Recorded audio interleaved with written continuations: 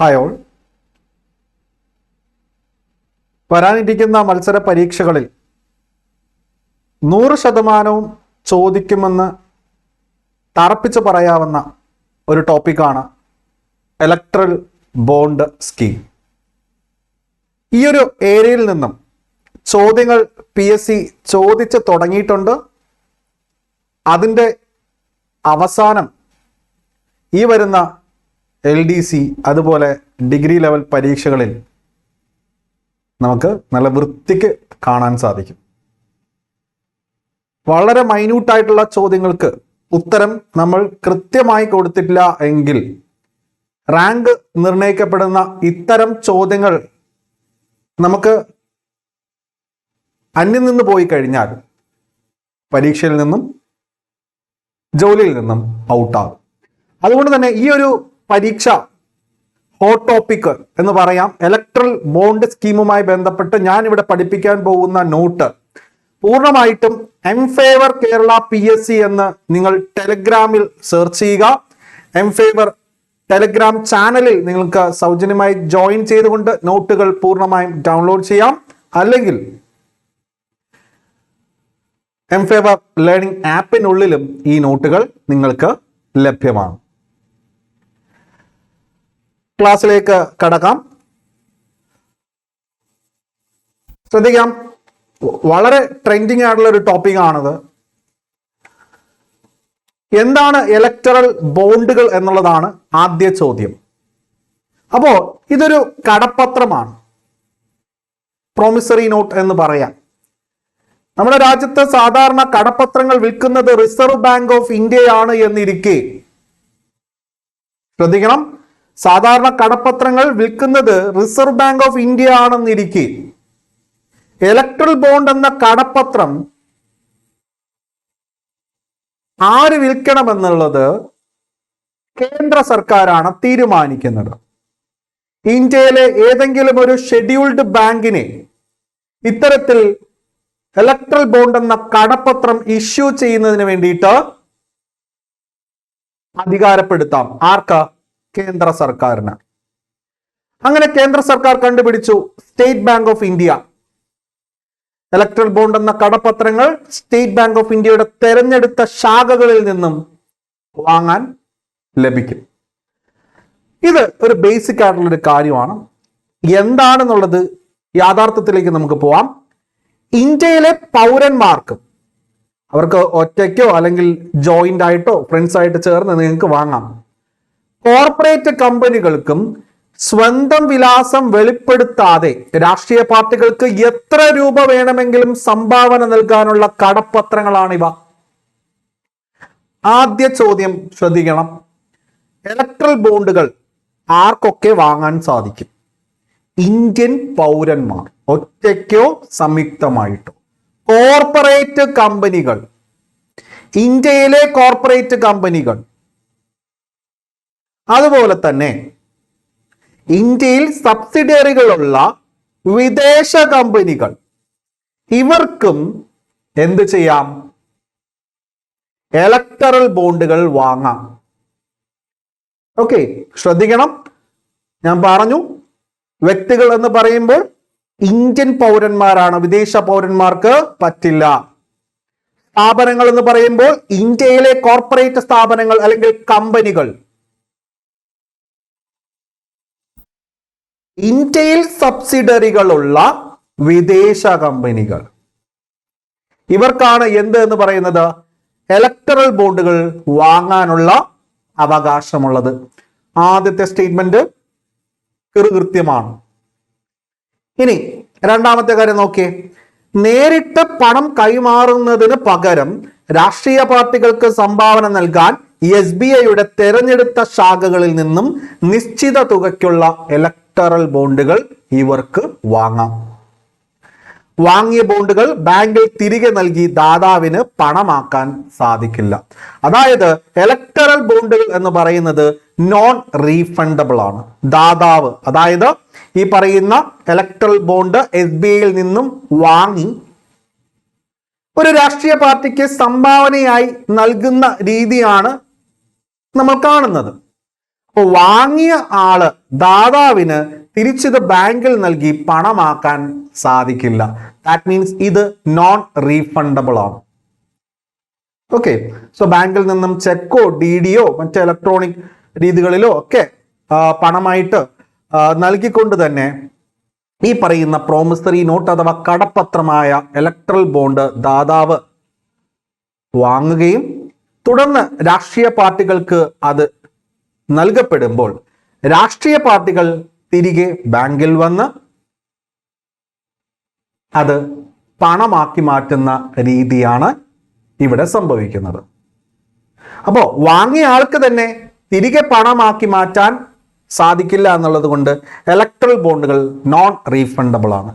എന്നാൽ വാങ്ങിയ ആള് അല്ലെ ഇതൊരു രാഷ്ട്രീയ പാർട്ടികൾ സംഭാവനയായി നൽകുമ്പോൾ രാഷ്ട്രീയ പാർട്ടിക്ക് ബാങ്കിൽ ഇത് എൻകാഷ് ചെയ്യാൻ പറ്റും. 15 ദിവസത്തിനുള്ളിൽ ഇത് എൻകാഷ് ചെയ്യണം. കാശായി പണമാക്കി മാറ്റാൻ രാഷ്ട്രീയ പാർട്ടികൾക്ക് മാത്രമേ സാധിക്കുകയുള്ളൂ. ശ്രദ്ധിക്കാം. അപ്പോ അതും ഓക്കെയാണ്. ഇനി ദാതാവിന്റെ പേരും മറ്റ് വിവരങ്ങളും ബോണ്ട് ഉപകരണത്തിൽ, ഇതൊരു ഇൻസ്ട്രുമെന്റ് ആണല്ലോ, ബോണ്ട് ഇൻസ്ട്രുമെന്റ് ആണ്.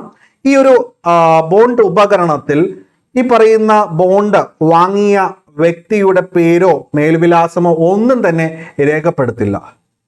പക്ഷെ ഈ ഒരു bond state bank of India issue ചെയ്യണമെങ്കിൽ വാങ്ങുന്ന വ്യക്തിയുടെ പേരും മറ്റ് വിവരങ്ങളും ബാങ്കിൽ നൽകേണ്ടതായിട്ടുണ്ട്.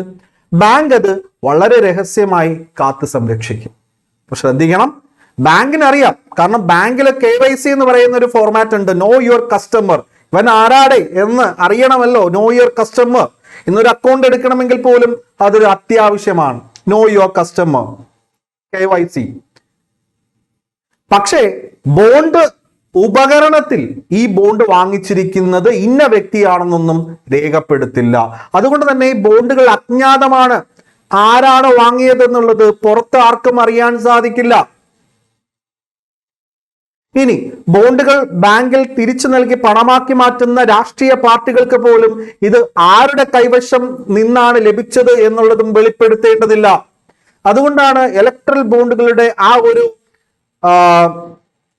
അത് അജ്ഞാതമാണ്, അല്ലെങ്കിൽ ഇത് വാങ്ങിയിരിക്കുന്ന വ്യക്തിയോ സ്ഥാപനമോ കോർപ്പറേറ്റോ ഏതാണ് എന്ന് സമൂഹത്തിന് അറിയാൻ സാധിക്കുന്നില്ല എന്നുള്ള ഒരു കാര്യമായ പ്രശ്നത്തെ ചൂണ്ടിക്കാട്ടിയാണ് കോടതിയിൽ തന്നെ, സുപ്രീം കോടതിയിൽ തന്നെ ഇത് എന്ത് ചെയ്ത് ചോദ്യം ചെയ്യപ്പെട്ടത്. ഓക്കെ, 1000 രൂപ, 10,000 രൂപ, 1 ലക്ഷം രൂപ, 10 ലക്ഷം രൂപ, 1 കോടി രൂപ എന്നിങ്ങനെ മൾട്ടിപ്പിൾസ്, ഗുണിതങ്ങളായിട്ടാണ് ബോണ്ടുകൾ വിൽക്കപ്പെടുന്നത്. വ്യക്തികൾക്കോ സ്ഥാപനങ്ങൾക്കോ വാങ്ങാൻ കഴിയുന്ന ഇലക്ട്രൽ ബോണ്ടുകളുടെ എണ്ണത്തിന് പരിധിയില്ല എന്നുള്ളത് കൂടി ഓർക്കണം. ഇനി എപ്പോഴാ ഈ ബോണ്ട് വാങ്ങാൻ സാധിക്കുന്നത്? ജനുവരി, ഏപ്രിൽ, ജൂലൈ, ഒക്ടോബർ അല്ലേ? അതായത് ജനുവരി, ഏപ്രിൽ, ജൂലൈ, ഒക്ടോബർ, ഒരു വർഷത്തിൽ ഈ പറയുന്ന 3 മാസങ്ങളിൽ 10 ദിവസങ്ങളിലാണ് ബോണ്ടുകൾ വാങ്ങാൻ സാധിക്കുന്നത്. അതായത് ജനുവരി മാസത്തിലെ 10 ദിവസം, ഏപ്രിൽ മാസത്തിലെ 10 ദിവസം എന്നിങ്ങനെ ഈ പറയുന്ന 4 മാസം, അതായത് ഓരോ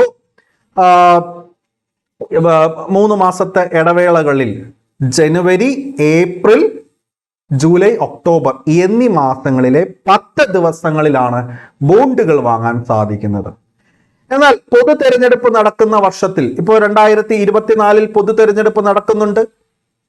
പൊതു തെരഞ്ഞെടുപ്പ് നടക്കുന്ന വർഷത്തിൽ അധികമായി 30 ദിവസത്തേക്ക് കൂടി ബോണ്ടുകൾ വാങ്ങാൻ അനുവദനീയമാണ് എന്നുള്ള പോയിന്റും ശ്രദ്ധിക്കണം.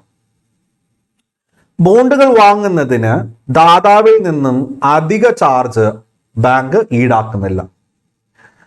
അതും വലിയൊരു പോയിന്റാണ്, ശ്രദ്ധിക്കണം. ഇനി ഈ വാങ്ങിയ ബോണ്ടുകൾ എന്തിനു വേണ്ടിയാണ് വാങ്ങിച്ചത്? രാഷ്ട്രീയ പാർട്ടികൾക്ക് സംഭാവന ആയിട്ട്, അല്ലെ, ഒരു ഡൊണേഷൻ ആയിട്ടാണ്. ഡൊണേഷൻ ആണ് ഇവിടെ ഉദ്ദേശിക്കുന്നത്. വാങ്ങിയ ഇലക്ട്രൽ ബോണ്ടുകൾ ട്രേഡിങ്ങിനോ മറ്റ് കമ്മീഷൻ വ്യവസ്ഥകൾക്കോ ഉപയോഗിക്കാൻ പാടുള്ളതല്ല. 15 ദിവസത്തിനുള്ളിൽ ബോണ്ടുകൾ പണമാക്കിയില്ല എങ്കിൽ, രാഷ്ട്രീയ പാർട്ടികൾ പണമാക്കിയില്ല എങ്കിൽ പ്രധാനമന്ത്രിയുടെ ദുരിതാശ്വാസ നിധിയിലേക്ക് തുക മാറ്റപ്പെടും. ഇമ്പോർട്ടന്റ് പോയിന്റ് ആണ്. 15 ഡേയ്സിനുള്ളിൽ ബോണ്ട് ഒരു പ്രോമിസറി നോട്ടാണ്. രാഷ്ട്രീയ പാർട്ടികൾ 15 ദിവസത്തിനുള്ളിൽ അവ എൻകാഷ് ചെയ്യണം. ഇനി ആദായ നികുതി നിയമം 1961 ആദായ നികുതി നിയമത്തിലെ വകുപ്പ് 13 പ്രകാരം ബോണ്ടുകൾ ലഭിക്കുന്ന രാഷ്ട്രീയ പാർട്ടികൾക്ക് ആദായ നികുതി ഇളവിന് അർഹതയുണ്ട്. സോ ആദായ നികുതി വകുപ്പ് 1961 അതിലെ വകുപ്പ് 13 എന്തിനെ പറ്റിയാണ് പറയുന്നത് എന്ന് ചോദിച്ചാൽ, പൊളിറ്റിക്കൽ പാർട്ടീസിന് ഏതൊക്കെ തരം ഇൻകമിൽ നിന്നും എക്സംഷൻ ഉണ്ട് എന്നുള്ളതാണ്. അപ്പോ ഇലക്ട്രൽ ബോണ്ട് വഴി ലഭിക്കുന്ന തുക അല്ലെങ്കിൽ ഇൻകം എന്ന് പറയുന്നത് ഇൻകം എക്സംഷൻ ആയിട്ട് വകുപ്പ് 13 പ്രകാരം കൂട്ടിച്ചേർക്കപ്പെട്ടു. സോ എത്ര കോടി രൂപ ലഭിച്ചാലും ഇൻകം ടാക്സ് എക്സംഷൻ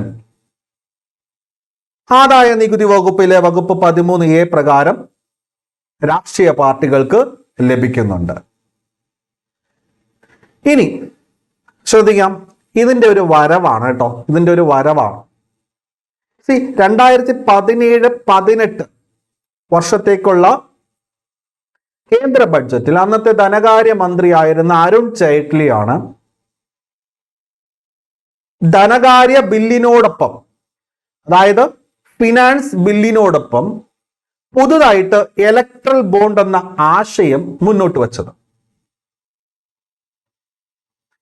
അപ്പോ ഇവിടെ ശ്രദ്ധിക്കണം, 2017 ധനകാര്യ നിയമം, അതായത് ഫിനാൻസ് ആക്ട് വഴി ഇലക്ട്രൽ ബോണ്ട് സ്കീം അവതരിപ്പിക്കുന്നതിനായി കേന്ദ്ര സർക്കാർ പ്രധാനമായും 5 നിയമങ്ങളിലാണ് ഭേദഗതികൾ വരുത്തിയത്. ശ്രദ്ധിക്കണം, നമ്മുടെ പാർലമെന്റിൽ ശ്രീ അരുൺ ജെയ്റ്റ്ലി ഒരു ഫിനാൻസ് ബില്ല് അവതരിപ്പിക്കാൻ പോവുകയാണ്. ഫിനാൻസ് ബില്ല് പാസ്സാക്കപ്പെട്ടാൽ ആക്ട് ആകും, ഫിനാൻസ് ആക്ട് ആകും. ആ ഒരു ഫിനാൻസ് ബില്ലിൽ ആണ് ഇലക്ട്രൽ ബോണ്ട് സ്കീം എന്ന പുതിയ ആശയം അദ്ദേഹം മുന്നോട്ട് വച്ചത്. അത് നടപ്പിലാക്കണമെങ്കിൽ നിലനിൽക്കുന്ന 5 നിയമങ്ങളിൽ മാറ്റങ്ങൾ അനിവാര്യമാണ്, ഭേദഗതികൾ അമെൻമെന്റ്സ് അനിവാര്യമാണ്. ഏതൊക്കെയാണ്? ജനപ്രാതിനിധ്യ നിയമം 1951, കമ്പനി നിയമം 2013, ആദായ നികുതി നിയമം 1961, വിദേശ സംഭാവന നിയന്ത്രണ നിയമം foreign contribution regulation act 2010, reserve Bank of India നിയമം 1934. ഈ പറയുന്ന 5 നിയമങ്ങളിൽ അമെൻമെന്റ്സ് അഥവാ ഭേദഗതികൾ വരുത്തിയാൽ മാത്രമേ ഇലക്ട്രൽ ബോണ്ട് സ്കീമിന് സാധുത കൽപ്പിക്കപ്പെടാൻ സാധിക്കൂ. അതുകൊണ്ട് തന്നെ ഇവയിൽ ഭേദഗതികൾ വരുത്തിക്കൊണ്ട് ഫിനാൻസ് ബിൽ പാർലമെന്റിൽ അരുൺ ജെയ്റ്റ്ലി 2017 അവതരിപ്പിച്ച് പാസ്സാക്കി ഫിനാൻസ് ആക്ട് എന്നുള്ള രീതിയിലേക്ക് വരികയും അതിന്റെ ഭാഗമായിട്ട് 2018 ഇലക്ട്രൽ ബോണ്ട് സ്കീം കേന്ദ്ര സർക്കാർ വിജ്ഞാപനം ചെയ്യുകയും ചെയ്തു. ഇനി ഏറ്റവും പ്രധാനമെന്ന് പറയുന്നത് 2017 അവതരിപ്പിച്ച ഈ ഒരു ഫിനാൻസ് ബില്ല് മണി ബില്ലായിട്ടാണ് അംഗീകരിക്കപ്പെട്ടത്. ശ്രദ്ധിക്കണം, എല്ലാ ഫിനാൻസ് ബില്ലും മണി ബിൽ എന്ന് പറയാൻ സാധിക്കില്ല. ഒരു ഫിനാൻസ് ബിൽ മണി ബില്ലായിട്ട് കൽപ്പിക്കുന്നത് ലോക്സഭ സ്പീക്കറാണ്. അത്തരത്തിൽ ഒരു ഫിനാൻസ് ബില്ലിനെ മണി ബില്ലായി അംഗീകരിച്ചുകൊണ്ട് പാസ്സാക്കപ്പെട്ട് ഇന്ത്യയിൽ അവതരിപ്പിച്ച ഒരു പുത്തൻ സമ്പ്രദായമാണ് ഇലക്ട്രൽ ബോണ്ട് സ്കീം എന്നുള്ളത്. ഓക്കെ, കാര്യങ്ങൾ നിങ്ങൾക്ക് വ്യക്തമാണ്. ശ്രദ്ധിക്കാം, 1951 ജനപ്രാതിനിധ്യ നിയമത്തിലെ വകുപ്പ് 29A, ശ്രദ്ധിക്കണം, 29A പ്രകാരം രജിസ്റ്റർ ചെയ്തതും ലോക്സഭ അല്ലെങ്കിൽ സംസ്ഥാന നിയമസഭ ഏതെങ്കിലും ഒരു തെരഞ്ഞെടുപ്പിൽ പോൾ ചെയ്യപ്പെട്ട വോട്ടിന്റെ കുറഞ്ഞ 1% നേടിയിട്ടുള്ള രാഷ്ട്രീയ പാർട്ടികൾക്ക് മാത്രമേ ഇലക്ട്രൽ ബോണ്ടുകൾ സ്വീകരിക്കാൻ അനുവാദമുള്ളൂ. ഓക്കെ, അപ്പോ ശ്രദ്ധിക്കണം. വകുപ്പ് 29A ജനപ്രാതിനിധ്യ നിയമത്തിലെ വകുപ്പ് 29A പ്രകാരം രജിസ്റ്റർ ചെയ്യപ്പെട്ടിട്ടുള്ളതും ലോക്സഭയിലോ സംസ്ഥാന നിയമസഭയിലോ തൊട്ടുമുന്നേ നടന്ന തെരഞ്ഞെടുപ്പിൽ പോൾ ചെയ്യപ്പെട്ട വോട്ടിന്റെ 1% നേടിയിട്ടുള്ള രാഷ്ട്രീയ പാർട്ടികൾക്ക് മാത്രമേ ഇലക്ടറൽ ബോണ്ടുകൾ സ്വീകരിക്കാൻ അനുവാദമുള്ളൂ. ഓക്കെ, ശ്രദ്ധിക്കണം. അടുത്തൊരു കാര്യം നോക്കിയേ, ഇതാണ് ഞാൻ പറഞ്ഞത്. 2017 കേന്ദ്ര ബഡ്ജറ്റിൽ മുൻ ധനകാര്യമന്ത്രി അരുൺ ജെയ്റ്റ്ലിയാണ് ധനകാര്യ ബില്ലിനോടൊപ്പം ഇലക്ട്രൽ ബോണ്ട് എന്ന ആശയം ആദ്യമായി അവതരിപ്പിച്ചത്.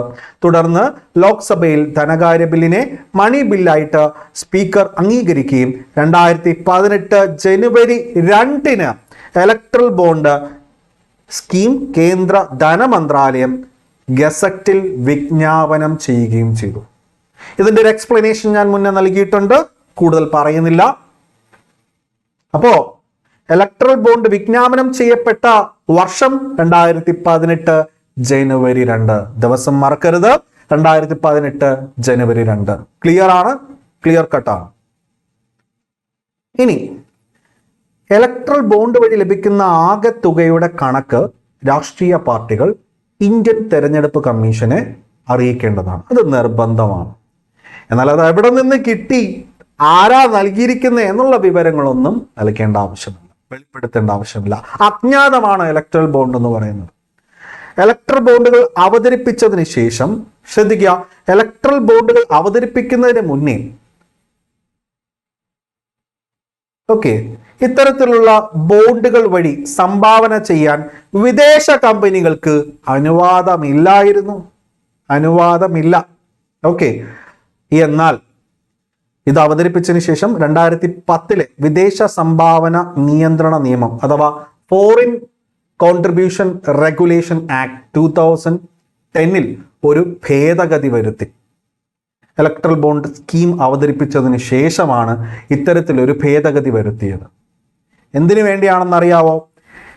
ഇന്ത്യയിൽ സബ്സിഡറികളുള്ള വിദേശ കമ്പനികൾക്ക് രാഷ്ട്രീയ പാർട്ടികൾക്ക് സംഭാവന നൽകാൻ ഇലക്ട്രൽ ബോണ്ടുകൾ വാങ്ങാം എന്ന വ്യവസ്ഥ കൊണ്ടുവരാൻ വേണ്ടിയിട്ടായിരുന്നു. അപ്പൊ ശ്രദ്ധിക്കണം, ഇലക്ട്രൽ ബോണ്ട് സ്കീം അവതരിപ്പിക്കുന്നതിന് മുന്നേ വിദേശ കമ്പനികൾക്ക് ഇലക്ട്രൽ ബോണ്ട് വാങ്ങാൻ അനുവാദമില്ല. എന്നാൽ അവതരിപ്പിച്ചതിന് ശേഷം ഇലക്ട്രൽ ബോണ്ട് വാങ്ങാനുള്ള അനുവാദം ആർക്ക് കിട്ടി? ഇന്ത്യയിൽ സബ്സിഡറികളുള്ള, ഇന്ത്യയിൽ ഏതെങ്കിലും ഒരു കമ്പനിയെ ഹൈജാക്ക് ചെയ്യുകയോ അല്ലെങ്കിൽ അതിൻ്റെ ഒരു നല്ലൊരു ശതമാനം ഷെയറൊക്കെയുള്ള വിദേശ കമ്പനികൾക്ക്, അതാണ് സബ്സിഡറികളുള്ള വിദേശ കമ്പനികൾക്ക് ഇലക്ട്രൽ ബോണ്ട് വാങ്ങി രാഷ്ട്രീയ പാർട്ടികൾക്ക് സംഭാവന ചെയ്യാം. ഓക്കെ, അപ്പൊ ഇത് കൂടുതലും സഹായിച്ചത് ചൈനീസ് കമ്പനികൾക്കാണ്. കൂടുതലും സഹായം ഇത് കൊണ്ടുവന്നിട്ടുള്ളത് ചൈനീസ് വിദേശ പല കമ്പനികളും ഇന്ത്യയിൽ നിലനിൽപ്പുണ്ട്. പല മൊബൈൽ ആപ്പ്, പല ഇലക്ട്രോണിക് കമ്പനികൾ അല്ലെങ്കിൽ പേടിഎം പോലുള്ള അല്ലെ, അവർക്കൊക്കെ ഇത് കാര്യമായിട്ടുള്ള സംഭാവനകൾ രാഷ്ട്രീയ പാർട്ടികൾക്ക് നൽകാൻ സാധിച്ചു ഈ ഒരു ഭേദഗതിയിലൂടെ.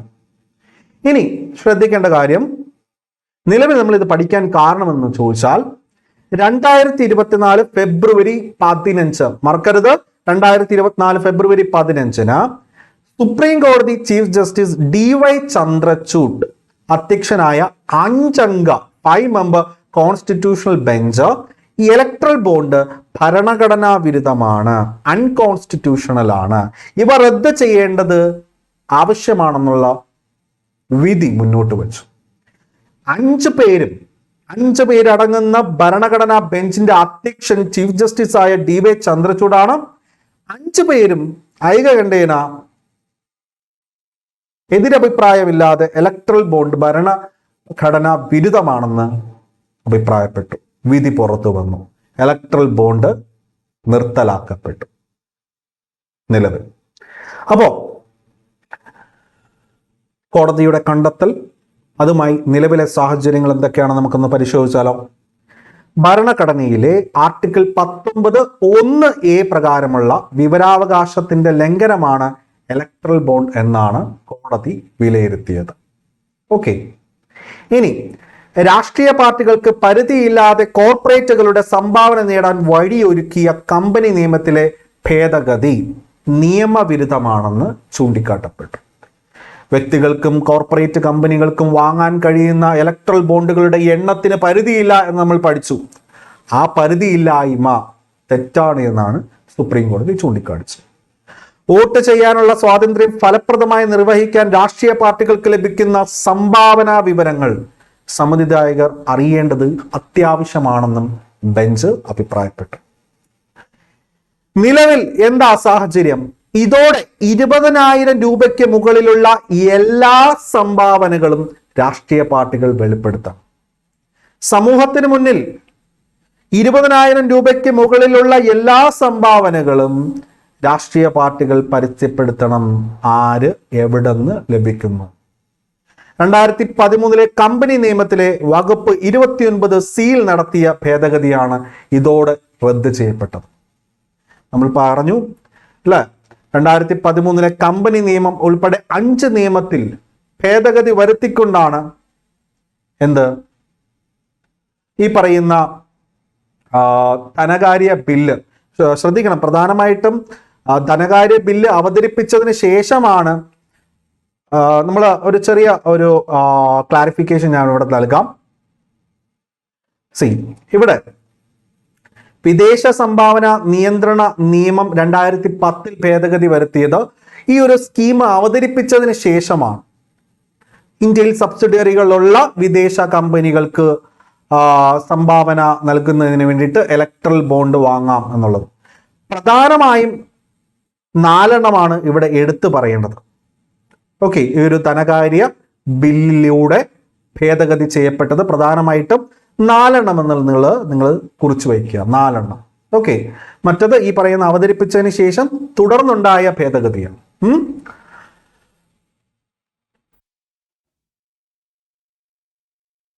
ഓക്കെ, അപ്പോ നിലവിൽ എന്താ 20,000 രൂപയ്ക്ക് മുകളിലുള്ള എല്ലാ സംഭാവനകളെ പറ്റിയും പരസ്യപ്പെടുത്തണം. ഇതോടുകൂടി കമ്പനി നിയമത്തിലെ വകുപ്പ് 29(c) മുന്നേ നടത്തിയ ഭേദഗതി റദ്ദ് ചെയ്യപ്പെട്ടു. കൂടാതെ കോർപ്പറേറ്റ് കമ്പനികൾക്ക് അവരുടെ മൊത്തം ലാഭത്തിന്റെ 7.5% കൂടുതൽ സംഭാവന നൽകാൻ നിലവിൽ അനുവാദമില്ല. ഇലക്ട്രൽ ബോണ്ടുകൾ അവസാനിപ്പിച്ചതോടുകൂടി പരിധിയില്ലാതെ കൊടുക്കാൻ കഴിയുന്ന പണത്തിന്മേൽ കൂച്ചുവിലങ്ങ് വന്നു. പഴയ സാഹചര്യത്തിലേക്ക് കടന്നു. അതായത് ഇലക്ട്രൽ ബോണ്ട് വരുന്നതിന് മുന്നേ എങ്ങനെയായിരുന്നു?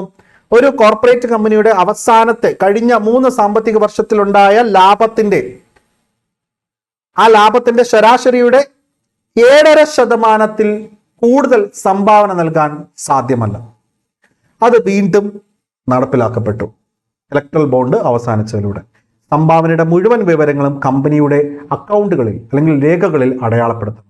2013 കമ്പനി നിയമത്തിലെ 2 വകുപ്പുകൾ നടത്തിയ ഭേദഗതിയാണ് ഇതോടുകൂടി റദ്ദ് ചെയ്യപ്പെട്ടത്. വകുപ്പ് 182 1 182 3 ഇതിൽ നടത്തിയ ഭേദഗതികൾ. വകുപ്പ് അവിടെ തന്നെയുണ്ട്.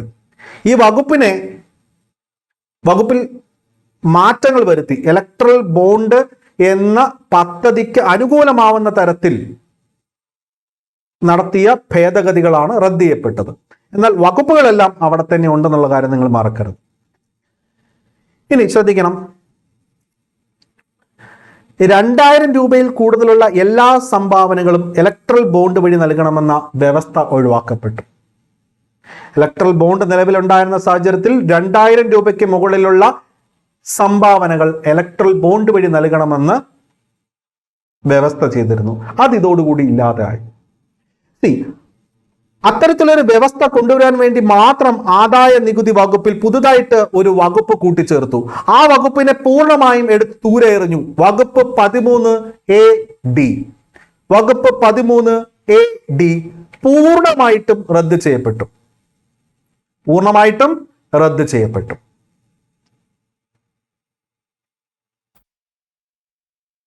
ഇലക്ട്രൽ ബോണ്ട് രാജ്യത്ത് വിൽക്കാൻ അധികാരമുള്ള ബാങ്കുകളെ തിരഞ്ഞെടുക്കാനുള്ള കേന്ദ്ര സർക്കാരിന്റെ അധികാരം ഇതോടുകൂടി നഷ്ടപ്പെട്ടു. 1934 റിസർവ് ബാങ്ക് ഓഫ് ഇന്ത്യ നിയമത്തിലെ വകുപ്പ് 31 വരുത്തിയ ഭേദഗതിയാണ് റദ്ദ് ചെയ്യപ്പെട്ടത്.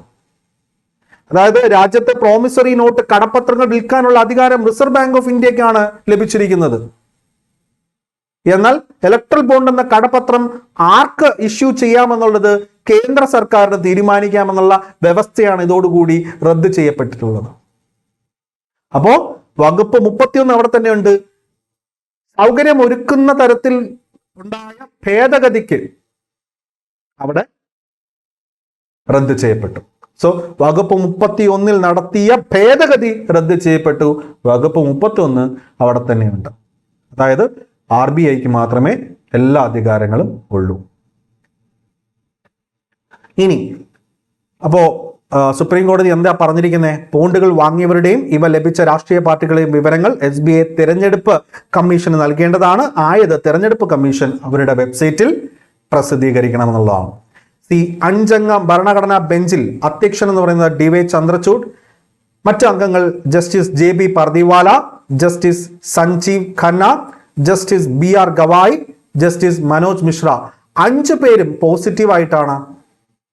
അതായത് ഇതൊരു ഭരണഘടനാ വിരുദ്ധ പ്രവൃത്തിയാണ് ഇലക്ട്രൽ ബോണ്ട് എന്നുള്ള 5 പേരും അതിനെ അംഗീകരിച്ചുകൊണ്ടാണ് വിധി പ്രസ്താവിച്ചത്.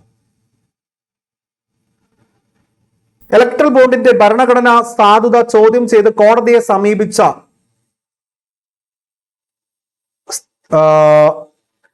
സ്ഥാപനങ്ങൾ അല്ലെങ്കിൽ ഓർഗനൈസേഷൻ അല്ലെങ്കിൽ രാഷ്ട്രീയ പാർട്ടികൾ, വ്യക്തികൾ ആരൊക്കെയാണെന്ന് നോക്കാം.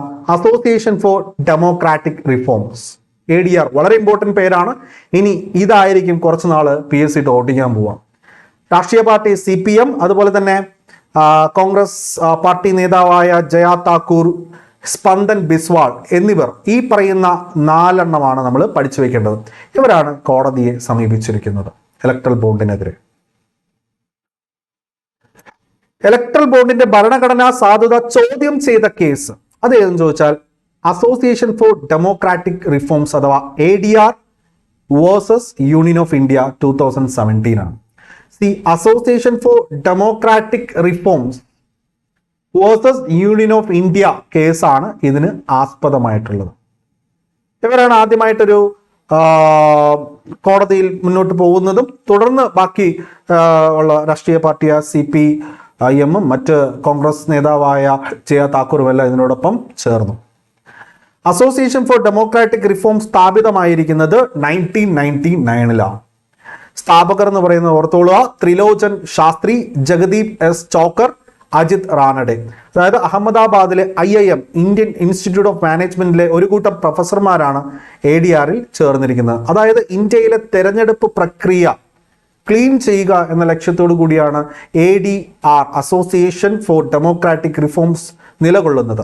തെരഞ്ഞെടുപ്പ് സ്ഥാനാർത്ഥികളുടെ ക്രിമിനൽ, സാമ്പത്തിക, വിദ്യാഭ്യാസ പശ്ചാത്തലങ്ങൾ വെളിപ്പെടുത്തണമെന്ന് ആവശ്യപ്പെട്ട് ADR സുപ്രീം കോടതിയിൽ പൊതു താൽപര്യ ഹർജി നൽകിയ വർഷം 1999. ഇതിനെ ADR കേസ് എന്നാണ് അറിയപ്പെടുന്നത്. ഇന്നിപ്പോൾ നിങ്ങൾക്കറിയാം, തെരഞ്ഞെടുപ്പ് സ്ഥാനാർത്ഥികളുടെ ക്രിമിനൽ, സാമ്പത്തിക, വിദ്യാഭ്യാസ പശ്ചാത്തലങ്ങളെല്ലാം അവര് എന്താ പറയാ നോമിനേഷൻ സമർപ്പിക്കുന്നതോട് കൂടി തന്നെ നമുക്ക് അറിയാൻ സാധിക്കും.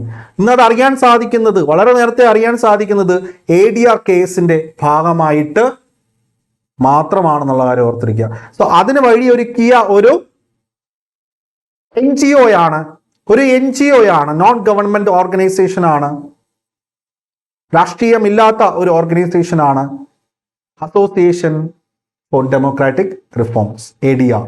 1999 തന്നെ സ്ഥാപിതമായി. ഇനി ADRന്റെ പ്രധാനപ്പെട്ട റിപ്പോർട്ടുകൾ നോക്കിയേ. Election watch, political party watch, ഇത് രണ്ടും പ്രധാനപ്പെട്ട റിപ്പോർട്ടുകളാണ്. ഇവർ പ്രസിദ്ധീകരിച്ച റിപ്പോർട്ടുകളാണ്. ഇലക്ട്രൽ ബോണ്ട് വഴി രാജ്യത്ത് കൂടുതൽ പണം നേടിയ രാഷ്ട്രീയ പാർട്ടി ഏത് എന്ന് ചോദിച്ചാൽ നിസ്സംശയം BJP എന്ന് പറയാം. അധികാരത്തിലിരിക്കുന്ന പാർട്ടിയാണ്. 2017-18 മുതൽ 2022-23 വരെ ആകെ മൊത്തം എത്ര 11,450.13 കോടി രൂപയാണ് ഇലക്ട്രൽ ബോണ്ട് വഴി രാജ്യത്ത് രാഷ്ട്രീയ പാർട്ടികൾ സമാഹരിച്ചത്. അതിലെ 57.3% BJPക്കാണ് ലഭിച്ചത്. BJPക്ക് ശേഷം കോൺഗ്രസ്, തൃണമൂൽ കോൺഗ്രസ് 3-ാം സ്ഥാനത്ത്, ബിജു ജനതാദൾ ഒഡീഷ ഭരിക്കുന്ന ബിജു ജനതാദൾ 4-ാം സ്ഥാനത്ത്, 5-ാം സ്ഥാനത്ത് സ്റ്റാലിൻ മുഖ്യമന്ത്രി, തമിഴ്നാട് മുഖ്യമന്ത്രി സ്റ്റാലിൻ്റെ പാർട്ടിയായ DMK, പിന്നെ തെലങ്കാനയിലെ തെലങ്കാന രാഷ്ട്ര സമിതി, ആന്ധ്രാപ്രദേശ് ജഗൻമോഹൻ റെഡ്ഡി മുഖ്യമന്ത്രി അദ്ദേഹത്തിൻ്റെ പാർട്ടിയായ YSR കോൺഗ്രസ് പിന്നെ വന്നിട്ടുണ്ട്. ബാക്കിയുള്ള രാഷ്ട്രീയ പാർട്ടികളെല്ലാം കൂടി ചേർത്ത് 4.4%. സോ വളരെ ഇമ്പോർട്ടൻ്റ് ആയിട്ടുള്ള ഒരു ടോപ്പിക്കാണ് നമ്മൾ അരമണിക്കൂറിനുള്ളിൽ ക്രിസ്റ്റൽ ക്ലിയർ ആയിട്ട് പഠിച്ചിരിക്കുന്നത്. ഈ ക്ലാസ്സിൻ്റെ നോട്ട് M-Favor കേരള PSC എന്ന് സെർച്ച് ചെയ്ത് ടെലിഗ്രാം ചാനലിൽ ജോയിൻ ചെയ്ത് ഡൗൺലോഡ് ചെയ്തോളൂ. നന്ദി.